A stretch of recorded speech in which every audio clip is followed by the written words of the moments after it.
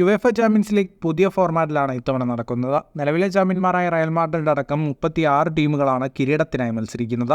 2 round മത്സരങ്ങൾ കഴിഞ്ഞപ്പോൾ 6 പോയിന്റുമായി ബൊറൂസിയ ഡോർട്ട്മുണ്ടാണ് ഒന്നാം സ്ഥാനത്ത്. Breast, Benfica, buyer Leverkusen, Liverpool, Aston villa, Juventus ടീമുകൾക്കും 6 പോയിന്റ് വീതമുണ്ട്. രണ്ടാം റൗണ്ട് പൂർത്തിയായപ്പോൾ goal.com ചാമ്പ്യൻസ് ലീഗിൽ ജേതാക്കളാവാൻ സാധ്യതയുള്ള ടീമുകളുടെ പവർ റാങ്കിംഗ് പുറത്തുവിട്ടിട്ടുണ്ട്.